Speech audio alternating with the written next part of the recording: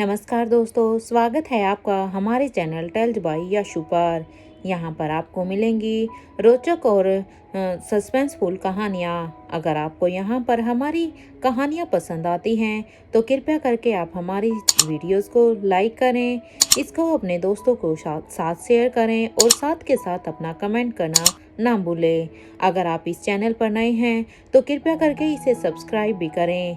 आपका ज़्यादा समय न लेते हुए चलो आज की कहानी को शुरू करते हैं।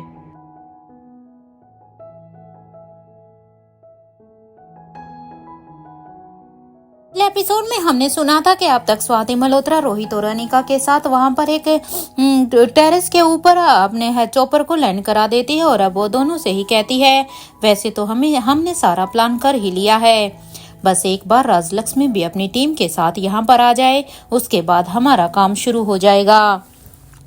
क्योंकि जब तक राजलक्ष्मी यहाँ पर नहीं आती तब तक हम अपने प्लान को एग्जीक्यूट नहीं कर पाएंगे। ये सुनते ही अनिका अब कहती है चलिए माँ, आप भी चलकर थोड़ा सा आराम कर लीजिए, क्योंकि आप भी अब तक थक गई होगी। उसके बाद हम सब सोचते हैं कि आगे हमें क्या करना है, क्योंकि कुछ भी प्लान करने से पहले अब हमें थोड़ा सा आराम भी कर लेना चाहिए। यहाँ टेरेस पर अब स्वाति मल्होत्रा, रोहित और अनिका तीनों ही अब यही सोचते हैं कि आखिर वो कैसे किंग के दिए हुए इस चैलेंज को जीत सकते हैं, क्योंकि किंग का काम यहाँ पर बस धनंजय को उस हॉस्पिटल तक पहुँचाना था। उसके बाद अब यहाँ पर सारा काम स्वाति मल्होत्रा और रोहित को उसकी सेफ्टी का ध्यान रखना था, तो वहीं अनिका को उसकी सर्जरी को सक्सेसफुल बनाना था। एक तरफ जहाँ पर तीनों ये सब सोच रहे थे तो वहीं दूसरी तरफ अब तक राजीव गुलेरिया के पैलेस में राजीव के दिमाग में अभी भी कविनालिशा की कई हुए बातें ही चल रही थी। वो अभी यही सोच रहा था कि क्या वाकई में मुझे इंसान को पहचानने में सच में बहुत बड़ी गलती कर दी है। क्या उसके कहे अनुसार सच में जो मेरा अपने थे उन्हें मैं दुश्मन बना बैठा हूँ और जो मेरे दुश्मन है उन्हें मैं अपना बना बैठा हूँ। कहीं जिन्हें मैं अपना बना के बैठा हुआ हूँ उन्हीं ने तो सच में मेरे साथ कुछ गलत तो नहीं किया, क्योंकि हो सकता है इन्हीं की कही हुई बातों के अनुसार मैं अपनों को ही अपने विरुद्ध समझता था। मुझे अब सच पता लगाना ही होगा, क्योंकि हर हाल में अब मुझे उस सच की तह तक जाना ही होगा, क्योंकि सब कुछ मेरे सामने है। बस मुझे उसको अच्छे से देखना, जांचना और उसके ताल करना है। अब मुझे इस सच की तह तक जाना ही होगा और वो मेरे लिए बहुत ही जरूरी है। उसके लिए सबसे पहले जरूरी है कि मेरा शीला और दमयंती पर नजर अब मुझे रखनी होगी, क्योंकि अगर कविनालिशा के कहे अनुसार सब कुछ सच है तो उसके लिए मुझे इन दोनों पर नजर रखनी होगी कि आखिर ये क्या प्लानिंग कर रही है, क्या सोचती हैं और क्या कर रही हैं। क्योंकि अगर मैं सीधे सीधे इनसे कुछ भी पूछूंगा तो हमेशा की तरह जैसे ये अपनी बातों को प्रिटेंड करती हैं वैसे ही वो अब भी कर सकती हैं। इसलिए अब इन दोनों के ऊपर नजर रखनी जरूरी है, ताकि मैं अपनी आंखों से सच का पता लगा सकूं। राजीव का यहाँ पर दिमाग अब पूरी तरह से घूम चुका था, क्योंकि उसका दिल कह रहा था कि उसे कविनालिशा की बातों पर यकीन करना चाहिए, लेकिन उसका दिमाग अब किसी भी सिचुएशन में था ही नहीं, क्योंकि आज उसका दिमाग उसका साथ दे ही नहीं रहा था। जहाँ राजीव अभी हर उस सच का पता लगाना चाह रहा था जिसे इतने सालों तक उसने जानने की कोशिश भी नहीं की थी, क्योंकि अपने गुस्से और अपने नफरत की वजह से उसने कभी सच को जानना ही नहीं चाहा। नहीं तो सच तो हमेशा से ही उसके सामने ही था। अगर राजीव एक छोटी सी कोशिश भी करता तो शायद आज बात यहाँ तक नहीं पहुँचती। एक तरफ राजीव जहाँ अपने ख्यालों में था तो वहीं शीला अब दमयंती से कहती है कि तुमने अंजलि का किडनैप क्यों करवाया, क्या तुम मुझे बता सकती हो। अब शीला की ये बात सुनते ही अब दमयंती देवी कहती है कि ये क्या कह रही हो तुम, मैंने तो ऐसा कुछ भी नहीं किया है, तो क्या अब तुम्हें भी मुझ पर शक है। अब दमयंती की ये बात सुनते ही अब शीला फिर से उसे कहती है कि तुमने ऐसा नहीं किया और ना ही मैंने अंजलि का किडनैप किया था, तो फिर ये अंजलि का तीसरा दुश्मन अब कौन हो गया। जिसने जिसने अंजलि को किडनैप किया था। दमयंती, देखो कहीं तुम मुझसे झूठ तो नहीं बोल रही ना। मैं इस बारे में किसी से कुछ भी नहीं कहने वाली हूँ, लेकिन अगर सच में तुमने उसका किडनैप किया हो तो तुम मुझे बता सकती हो। शीला की बातों को देखकर अब दमयंती को भी गुस्सा आना शुरू हो गया था, क्योंकि उसे अब साफ साफ नजर आ रहा था कि शीला अब उसकी बातों पर विश्वास नहीं कर पा रही थी। इसलिए अब वो कहती है, अगर तुम्हें मेरी बातों पर विश्वास है तो शीला तुम विश्वास करो, अदरवाइज अगर तुम अपने एक परसेप्शन अलग से बनाना ही चाहती हो तो उसमें मैं कुछ भी नहीं कर सकती। कहने के बाद अब दमयंती फिर से शीला से कहती है, तुम्हें अंजलि की बेटी कहाँ मिली थी, क्या तुम बता सकती हो? क्योंकि अगर तुमने उसे दफनाया था तो तुम्हें वो कहाँ मिली? क्योंकि मेरी माँ तो उसे मारने के लिए ही जा रही थी, लेकिन पता नहीं, मुझे तो सच में लगा था कि वो मेरी माँ उस काम में कामयाब भी हो गई होगी। अब दमयंती का जवाब देते हुए अब शीला ने कहा, मुझे नहीं मिली थी, मुझ तक उस बच्चों को उनकी किस्मत ने पहुंचाया था, क्योंकि मुझे तो इसके बारे में जानकारी भी नहीं थी कि वहां पर क्या कुछ हो रहा था, लेकिन उन बच्चों की किस्मत ही ऐसी थी कि वो आकर मुझसे टकरा गई। अपनी बात को अब आगे बढ़ाते हुए अब शीला कहती है, मुझे तो पता भी नहीं था कि आखिर अंजलि की डिलीवरी कहाँ होने वाली है। अंजलि के बारे में मुझे सच बताऊं तो कुछ भी नहीं पता था, लेकिन पता नहीं क्यों शायद ये काम मेरे हाथों ही होना था। शीला की ये बात सुनकर तो अब दमयंती बस फटी हुई आंखों से ही उसे देखती है कि अगर यहाँ पर शीला को ये सब कुछ पता नहीं था तो फिर भी वो उसके बच्चों तक कैसे पहुंची। अब वो अपनी हैरानी के साथ अब शीला से फिर से सवाल करती है कि अगर तुम्हें सच में पता नहीं था तो तुमने मुझे कैसे बताया था? और वो हॉस्पिटल के बाहर वो कौन थे जो लोग आकाश को लेकर भाग गए थे? क्या वो सच में तुम्हारे आदमी थे या फिर वो कोई और थे? दमयंती की ये बात सुनते ही अब शीला ने कहा कि वो इम्पोर्टेंट नहीं है मेरे लिए, तो ये जानना जरूरी है कि आखिर ये अंजलि के बच्चे बच कैसे गए, क्योंकि वो लोग कौन थे और कौन नहीं थे, और मुझे किसने बताया या फिर मैंने तुम्हें बताया, मेरे लिए अब इन चीजों का कोई मायने ही नहीं रखता। क्योंकि मैं तो बस अभी यही सोचकर ही परेशान हो रही थी कि आखिर उसके बच्चे उस समय बचे तो बचे कैसे, क्योंकि मैंने तो अपनी तरफ से पूरी ही तैयारी उनके मारने की कर दी थी। शीला की इस बात का जवाब देते हुए अब दमयंती कहती है, कहीं ऐसा तो नहीं है कि करण गुलेरिया ने तो उन्हें नहीं बचाया ना? कि कहीं ऐसा ना हो कि करण गुलेरिया की हम दोनों के ऊपर नजर हो और शायद उन्होंने ही उन दोनों ही बच्चों को बचा लिया हो, क्योंकि ये तो तुम भी जानती हो और मैं भी कि वो बच्चे के करण गुलेरिया और अंजलि के बीच में क्या था, और हो ना हो जिस तरह से करण गुलेरिया उसे हर बार प्रोटेक्ट करते थे तो शायद उसी ने ही बचाया होगा। अब दमयंती की ये बात सुनकर अब शीला अब एक गहरी सोच में चली जाती है। वो कुछ सोचने लगती है कि आखिर किसने बचाया होगा उन्हें और कब, क्योंकि उसने तो अपना काम पूरी तरह से कर दिया था। आखिर किसने कब और कैसे उन बच्चों को बचाया होगा और क्या मकसद होगा उसका बचाने का। और दूसरी बात यह है कि आखिर वो अंजलि की बेटी कहाँ है, समझ ही नहीं आता कि आखिर कहाँ ढूंढूं मैं उसे, क्योंकि उसके बेटे के बारे में तो हम पता लगा ही चुके हैं, लेकिन अभी तक उसकी बेटी के बारे में कुछ पता ही नहीं चला है। क्योंकि अगर जिसने भी इन दोनों को बचाया है तो जरूर उसने उसकी बेटी को भी बचाया ही होगा और वो भी इस दुनिया में जिंदा ही होगी। अभी शीला अभी यही सोच ही रही थी कि तभी उसके फोन की रिंग अब बजने लगती है। अपने फोन की रिंग की आवाज को सुनकर जब शीला अपने सेंस में आती है, जब वो अपने फोन की तरफ देखती है तो ये एक प्राइवेट नंबर से उसे एक कॉल आ रहा था। अपने फोन पर किसी प्राइवेट नंबर को देखकर अब शीला समझ गई थी कि आखिर ये फोन किसका हो सकता है, क्योंकि भले ही शीला ने इस नंबर को सेव नहीं किया था, लेकिन उसने इसके बारे में एक अनुमान जरूर लगा लिया था। शीला ने अब जल्दी से अपना फोन उठाया और अब वो कहती है, हेलो। ने जैसे ही हेलो कहा तभी दूसरी साइड से भी अब उसे हेलो की आवाज आ जाती है। उस आवाज को सुनते ही अब शीला समझ जाती है कि आखिर ये फोन किसने किया है। इसलिए अब शीला अपनी बात को आगे बढ़ाते हुए ही कहती है, कहो क्या काम है मुझसे, क्यों फोन किया है तुमने मुझे। अपनी बात को पूरा करने के बाद अब वो पूरी तरह से खामोश हो जाती है। तो अब सामने से उसे एक आवाज आती है कि मैं तुम्हारा अपना हूँ और हमेशा से ही तुम्हारा साथ देता हूँ। उसके बाद भी तुम मुझसे ऐसे बिहेव क्यों करती हो? लगता है कि तुम भूल गई हो कि मैं तुम्हें लगता है तुम भूल गई हो मैं तुम्हें चल याद दिला दूं कि 30 साल पहले मिस अंजलि रायचंद के बच्चों का जन्म कहाँ हुआ है, ये मैंने ही तुम्हें बताया था, वरना तुम्हारे बस का तो कुछ भी नहीं था। अरे तुम्हें तो ये भी नहीं पता था कि उसकी डिलीवरी हो चुकी है और कहाँ हुई है, तुम्हें तो ये भी नहीं पता था। मेरी ही वजह से तुम अपने मकसद में कामयाब हो पाई थी, वरना अरे बस का काम तो ये था ही नहीं कि तुम करण गुलेरिया की इतनी टाइट सिक्योरिटी को तोड़ सको, क्योंकि ये तो तुम भी अच्छी तरह से जानती हो कि उस समय अंजलि के साथ करण की कितनी ही टाइट सिक्योरिटी थी उसको प्रोटेक्ट करने के लिए। एक मैं ही था जिसकी हेल्प से ही तुमने अपने साथी उस दमयंती और उसकी दोस्त सौम्या को अंजलि के वार्ड में भेज दिया था।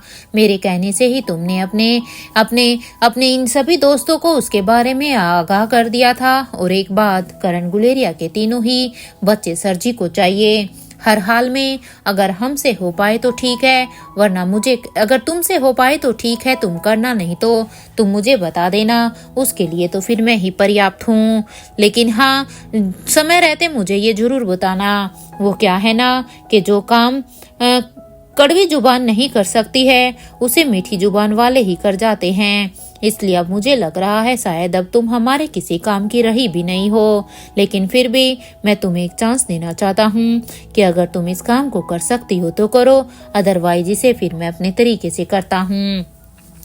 और हाँ, एक चीज और, अपना प्लान अभी से बनाओ कि फ्रांस की उस रानी को जान से मार दिया जाए। और हाँ, महेंद्र और राजीव गुलेरिया से कहना कि रानी साहिबा की उस फाइटर से लड़ने के लिए सरजी अब अपने फाइटर को भेज देंगे। वैसे राजीव गुलेरिया खुद काबिल है उससे फाइट करने के लिए, और वो भी बहुत ही जल्द सीख जाएगा। एक बात याद रखना, विलेज मिशन से पहले रानी साहिबा को मरना ही होगा, क्योंकि अगर अब हमें इस मिशन को पूरा करना है तो उसके लिए रानी साहिबा की मौत होनी जरूरी है। और इसलिए तुम्हारा काम बस अब यही है कि तुम करण गुलेरिया के तीनों बच्चों को एक तो सरजी तक पहुंचाओ और दूसरा उस रानी साहिबा की मौत का कोई प्लान बनाओ।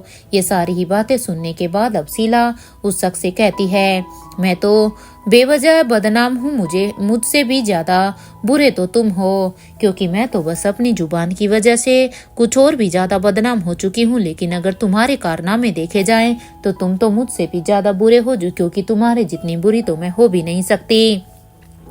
तुम एक काम करो, तुम ही ढूंढ लो करण गुलेरिया की उस तीसरी औलाद को, क्योंकि दो के बारे में तो तुम जानते ही हो कि एक अनिका और एक आकाश।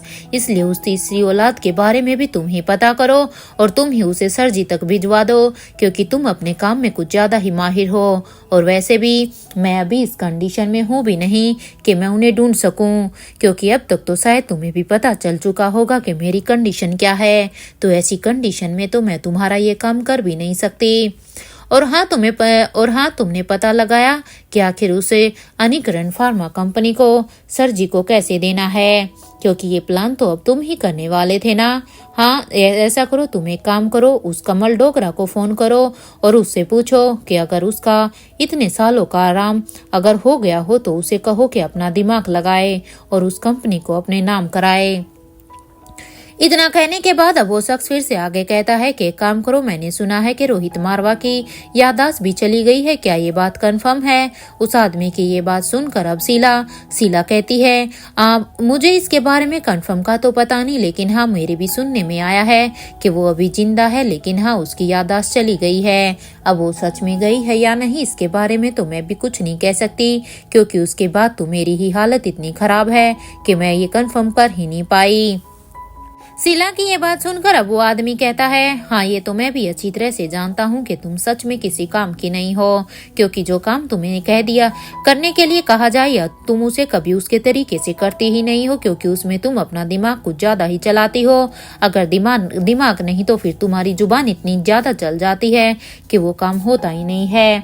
खैर छोड़ो इन सब बातों को, अब मैं तुम्हें फिर एक काम और दे रहा हूँ कि तुम बस उस कुणाल से कहो कि वो अब रोहित से कहे कि अनिका उसकी पत्नी थी। अगर कुणाल ये सब कहेगा तो शायद वो रोहित और अनिका दोनों के बीच में फासले ला पाएगा। तुम ऐसा करो, तुम उस कुणाल को पैसों का लालच दो, क्योंकि पैसों के लालच में वो हमारा ये काम करने के लिए तैयार हो जाएगा, वो भी बिना किसी सवाल जवाब के। तुम कुणाल को अच्छी तरह से समझा देना कि उसे कैसे क्या करना है, क्योंकि जब रोहित को अनिका के बारे में पता चलेगा कि वो कभी कुणाल की पत्नी थी, उसकी शादी कुणाल से हुई थी, तो शायद रोहित और अनिका के बीच में दूरी आएंगी। और अगर ये दोनों एक बार दूर हो गए तो फिर उस अनिका को सरजी तक पहुंचाना हमारे लिए भी बहुत ही आसान हो जाएगा। और हाँ, एक बात याद रखना कि अगर रोहित मारवा जितने सालों से अनिका के साथ रह रहा है, इसलिए उसे उसके ऊपर विश्वास भी पूरा ही होगा। इसलिए तुम कुणाल से कहना कि वो रोहित के सामने ऐसे प्रिटेंड करे जैसे अनिका ने ये शादी पैसों के लालच में ही कुणाल को छोड़कर रोहित मारवा से की है।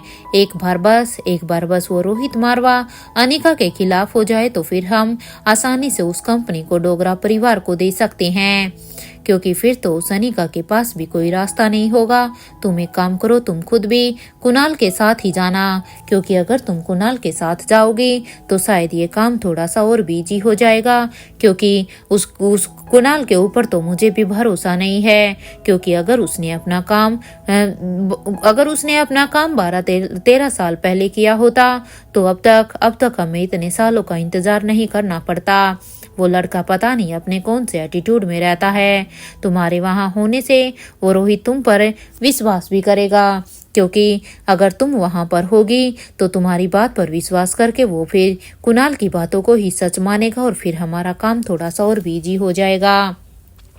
ये शख्स यहाँ पर अब अपनी पूरी ही प्लानिंग को अब शीला को समझा देता है कि उसे कैसे क्या करना है। अब अपनी बात को पूरा करने के बाद अब वो आदमी जल्दी से अपने फोन को डिस्कनेक्ट करने ही वाला था, तभी शीला उसे कहती है कि जो काम तुम ये मुझे दे रहे हो वो काम तुम भी तो कर सकते हो, क्योंकि ये तो तुम्हें भी पता होना चाहिए कि अगर मैं कुणाल के साथ रोहित मारवा के सामने जाऊंगी तो रोहित मुझ पर बिल्कुल भी भरोसा नहीं करेगा, क्योंकि रोहित के साथ मैंने क्या विश्वासघात किया है ये तो शायद तुम भी अच्छी तरह से समझते होगे। रोहित ने मेरा फेस भी देखा है, जिस तरह से मैंने उसके ऊपर वार किए थे। इसलिए अगर इतना ही है तो ऐसा करो, तुम ही इस काम को करो, क्योंकि अब ये काम मैं कर ही नहीं पाऊंगी। और वैसे भी तुमने ही कहा ना कि मैं अब किसी भी काम की हूँ भी नहीं, इसलिए मुझे बस अभी जब तक मैं पूरी तरह से रिकवर नहीं कर जाती मुझे तब तक आराम करने दो। इतना कहने के बाद अब शीला अपने फोन को डिस्कनेक्ट कर देती है।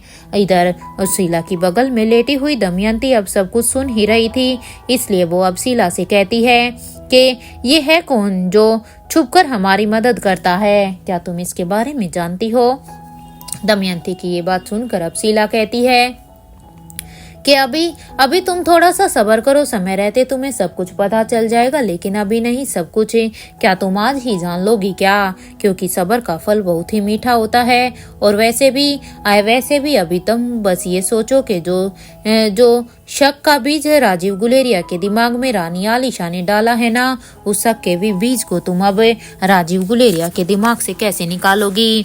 क्योंकि अगर राजीव गुलेरिया ने एक बार ठान लिया कि वो हम दोनों से इस सच को निकलवाए तो फिर इतना तो मैं भी तुम्हें पक्का कहती हूँ कि वो अपने काम में जरूर सफल भी हो जाएगा, क्योंकि वो राजीव जिसका दिमाग शायद हम दोनों से भी ज्यादा चलता है। वो बात अलग है कि इतने सालों से वो अभी हमारी बातों में ही था, क्योंकि जो हमने उसे दिखाना चाहा राजीव ने भी बस वही देखा है। लेकिन जिस तरह से रानी आलिशा ने आज यहाँ पर इतनी सारी बातें कही हैं, उसे देखकर तो अब मुझे भी लग रहा है कि शायद राजीव के दिमाग में ये बीज अब पनप चुका होगा और उसने अब तक ठान भी लिया होगा। शीला की ये बात सुनकर अब दमयंती कहती है, क्या तुम्हें सच में लगता है कि राजीव अब हमारे ऊपर विश्वास नहीं करेगा या वो हमारी जांच पड़ताल करेगा? दमयंती की ये बात सुनकर अब शीला कहती है, मुझे ये पूरी तरह से विश्वास है, क्योंकि मैं राजीव को अच्छी तरह से जानती हूँ। इवन तुमने भी तो देखा ही है ना कि राजीव किस तरह से अगर एक चीज के बारे में सोचता है तो जब तक उसकी तह तक नहीं जाता तब तक वो उसका पीछा नहीं छोड़ता है। वो तो अब तक शायद राजीव भी ये नहीं चाहता था कि वो किसी भी सच का पता लगाए, क्योंकि जिस तरह से अंजलि ने उसके साथ विश्वासघात किया था उसके बाद तो शायद वो कुछ जानना ही नहीं चाहता था। लेकिन जिस तरह से आज कविन आलिशा ने कहा है कि हमने उसे मारने की प्लानिंग की, हमने ये सब कुछ किया, तो अगर राजीव को अब कुछ भी सच में पता चला, अगर उसने अपने लेवल पर कुछ भी छानबीन करने की कोशिश की, तो फिर तो दमयंती ये बात फाइनल है कि अब फिर हम उसके हाथों से नहीं बच पाएंगे। क्योंकि भले ही हम ब्लैक कैट के हाथों से बच गई हैं, दोनों की दोनों, हमारी किस्मत अच्छी थी कि हम ब्लैक कैट के हाथों से बच गई। लेकिन अगर राजीव को अब सच में सब कुछ पता चल गया तो फिर तो हमें बचने का कोई फायदा ही नहीं था, क्योंकि फिर राजीव है हमारे लिए पर्याप्त हमें मारने के लिए। और इसलिए मैं यही कहूंगी कि हम दोनों को बस अब ऐसे प्रिटेंड करना है कि जैसे हम उसी के साथ हैं, हमने अंजलि के साथ कुछ नहीं किया है। और जब तक ये मामला पूरी तरह से नहीं दबता, जब तक राजीव को अब हमारे ऊपर दोबारा से विश्वास नहीं होता, तब तक अब हमें अंजलि के खिलाफ कोई भी प्लानिंग नहीं करनी। इवन अपनी किसी भी प्लानिंग में अब हमें अंजलि का नाम लेना ही नहीं है, क्योंकि अगर जैसे ही हम दोनों की जुबान से उसे अंजलि का नाम कहीं दूर से भी सुनाई दिया तो उसके कान एकदम पूरी तरह से खड़े हो जाएंगे। वैसे मुझे तो ये समझ में ही नहीं आता कि आखिर वो रानी साहिबा यहाँ पर प्रिंसेस लतिका के बारे में हम तुम्हें कस्टडी देने आई थी या हमारी यहाँ पर पोल खोलने आई थी। शीला की ये बात सुनकर अब दमयंती भी कहती है, हाँ वो तो मुझे भी समझ में नहीं आया, क्योंकि अगर यहाँ पर राजीव चाहता तो हम उसे आज यहीं पर ही किडनैप कर सकते थे। लेकिन मुझे तो ये भी समझ में नहीं आता कि राजीव ने उसे यहाँ पर इस पैलेस में क्यों बुलाया, और अगर उसने इस पैलेस में उसे बुलाया था तो वो उसे यहीं से ही अगवा कर सकता था और यहीं से ही हमें अगर कविन आलिशा को जान से भी मार सकते थे। क्योंकि अगर एक बार हम कविन आलिशा को मार देते तो फिर तो हमारा मिशन सच में ही पूरा होने से कोई भी नहीं रोक सकता था। मुझे ये समझ में नहीं आ रहा कि आखिर अब इस राजीव के दिमाग में क्या चल रहा है, क्योंकि जिस तरह से कविन आलिशा ने राजीव की तरफ देखकर कहा था कि अगर अब उसके आदमियों को होश मिला दीजिए, इससे तो एक बात तो स्पष्ट है कि जब यहाँ पर कविन आलिशा आई थी तो उसके आदमी जरूर महल के बाहर इस पैलेस के बाहर बेहोश होंगे। और अगर वो सच में इस पैलेस में ही अकेली आई थी तो एक तो मैं उसकी हिम्मत की दाद देती हूँ, और दूसरा अगर वो आ गई थी तो फिर राजीव ने इस काम को पूरा क्यों नहीं किया। क्योंकि ये बात तो तुम भी अच्छी तरह से जानती हो और ये बात मैं भी अच्छी तरह से जानती हूँ कि कविन आलिशा को किडनैप करने के लिए हमने क्या क्यों कुछ प्लानिंग नहीं की थी, क्योंकि राजीव तो खुद ही उसे किडनैप करके उसे अपने हाथों से मारना चाहता था। तो आज उसने ये सुनहरा मौका कैसे गवा दिया। ये दोनों अभी ऐसे ही आपस में बातें कर रही थी। अब इनके भी दिमाग की घंटी पूरी तरह से जल चुकी थी, क्योंकि अब जो भी कुछ हो रहा था इन्हें यहाँ पर पड़े कुछ भी समझ में नहीं आ रहा था, क्योंकि इनकी सिचुएशन अब ऐसी भी नहीं थी कि वो यहाँ से हिल के पहले कोई भी जांच पड़ताल कर सकें या वो किसी से कोई कुछ भी कह सकें, क्योंकि अब वो दोनों तो खुद यहाँ पर किसी की हेल्प के ऊपर डिपेंड थी। इसलिए ये दोनों बस अब यहाँ पर पड़ी यही सोचती हैं। वहीं दूसरी तरफ राजीव के दिमाग में अब तक वो बीज पनप चुका था, क्योंकि अब उसको इन दोनों के ऊपर शक भी हो चुका था और अब उसने अपना मन भी बना लिया था कि वो किसी भी तरह से बस इस बात की तह तक जाएगा और वो सच का पता लगाएगा। क्योंकि अब जब तक राजीव गुलेरिया सच का पता नहीं लगा लेता तब तक अब वो भी चैन से नहीं बैठने वाला था। और रही बात कविन आलिशा की मौत की, अगर राजीव गुलेरिया को पता चलता कि अब ये लोग फिर से उसकी बेटी की मौत की प्लानिंग कर रहे हैं तो फिर तो पता नहीं राजीव क्या ही कहर ढाएगा। सॉरी फ्रेंड, अभी दिवाली की वजह से सच में मेरा शेड्यूल इतना बिजी चल रहा है कि मैं कुछ कर भी नहीं पा रही, और ऊपर से मेरी फ्रेंड का भी जो ये स्टोरी लाइन बना रही है, तो अभी सेकंड एपिसोड के लिए इतना ही। Sorry for this.